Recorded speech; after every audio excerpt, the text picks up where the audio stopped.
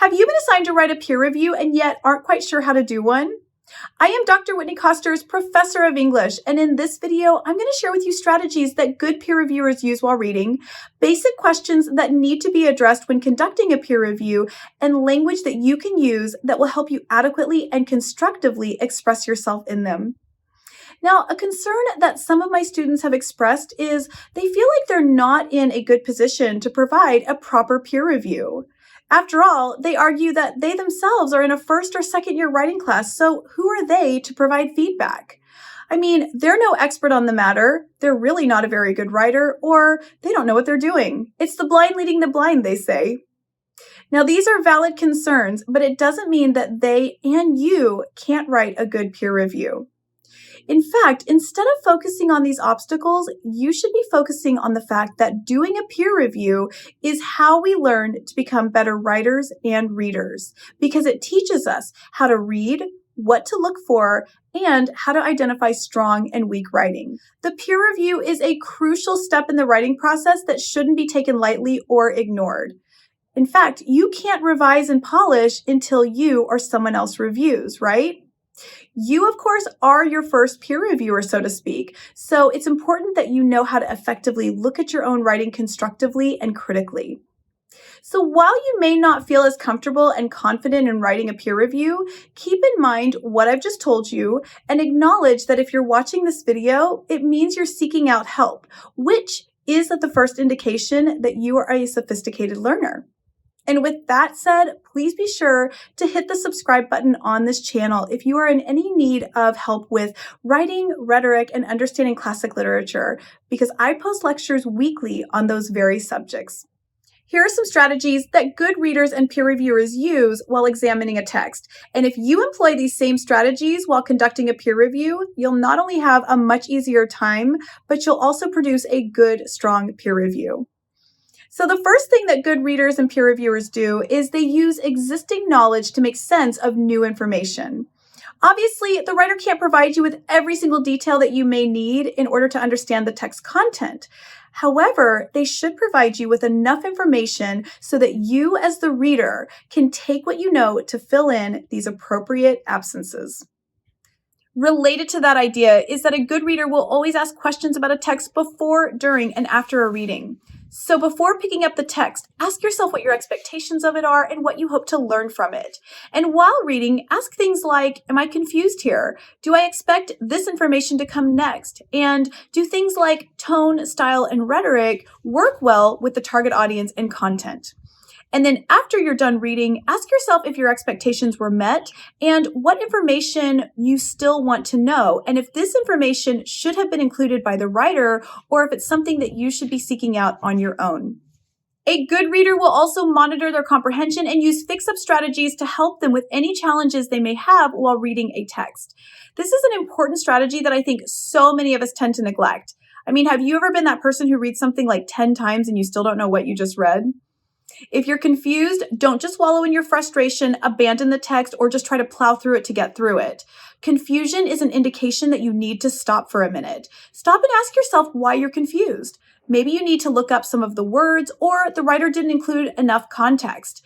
Perhaps the phrasing is awkward, or the text is more advanced than you're accustomed to, and so you need to adjust your reading rate. Whatever it is, be sure to mention to the writer that this spot in the paper was confusing. There's a real reason that you're confused. And sometimes I think reviewers don't call out weaknesses because they don't know how to fix them.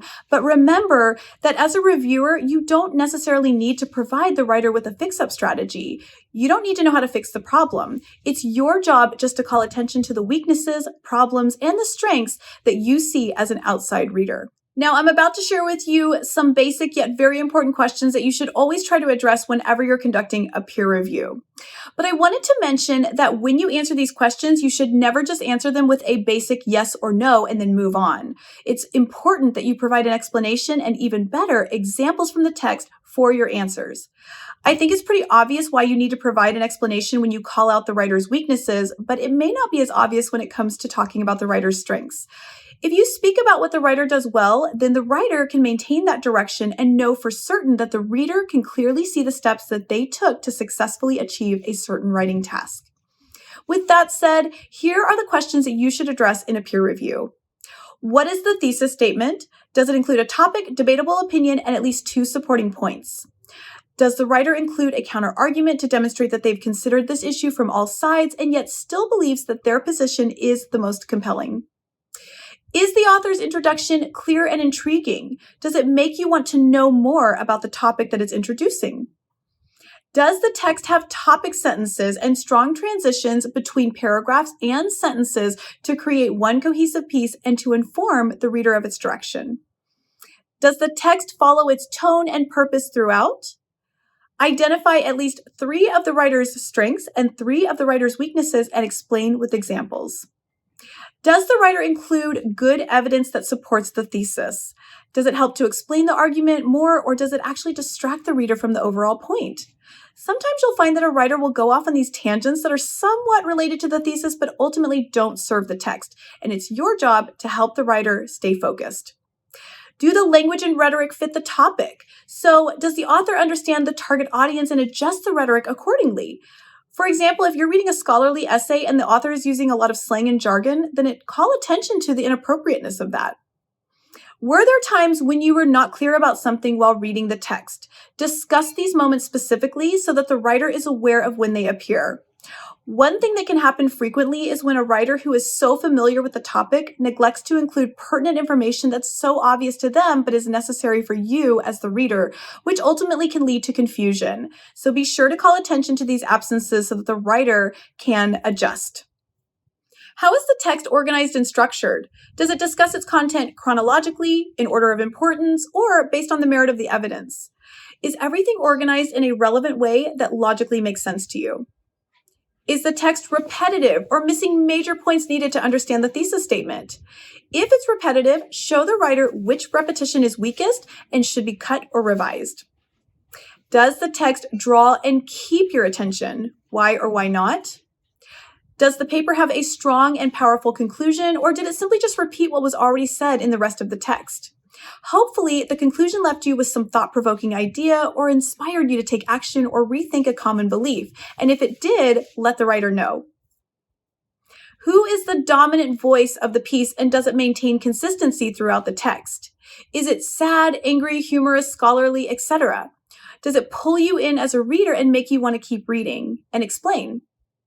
And finally, are there mechanical or grammatical errors in the text? Are they scarce, or are there so many that they distract you from the content?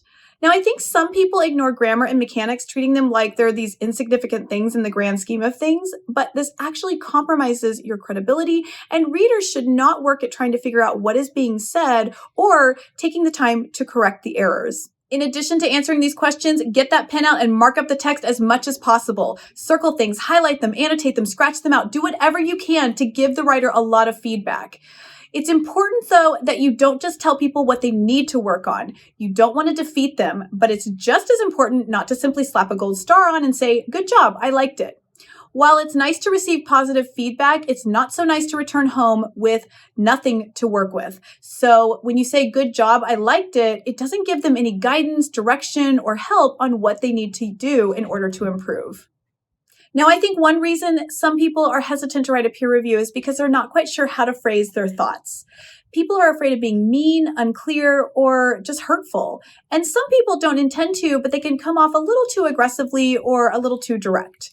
So here are some simple and easy ways to get started if you're trying to write a peer review.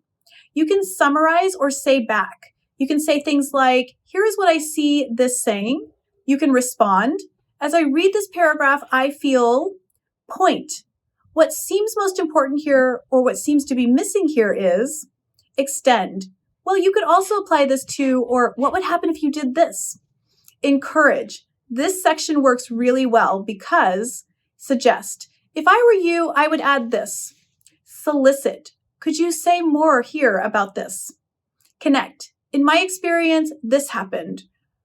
Evaluate. "This opening is focused, well-developed, catchy." Counter-argue. "Another way to look at this is," and question. "I'm curious why you say this." If you're still struggling to find something to say in a peer review, go ahead and take this list of sayings that I just gave you and apply them to the text that you're reviewing. So for example, I said earlier that one way to articulate yourself in a peer review is through encouragement by saying things like, this section works really well for me because. So take the text that you're reviewing and find all of the spots that work really well for you. Mark them and tell the writer and explain why they worked. Maybe they inspired you or made you rethink the content. Whatever the case, you can use all of these sayings as a way to figure out good, helpful things to say to the writer so that he or she can create the best, most polished final draft. I hope this lecture gave you some guidance on how to read for and write a peer review. Just remember to keep practicing on your own work and others in order to hone this very important skill that you will use long after you graduate. Thank you for joining me, and I hope to see you in the next lecture.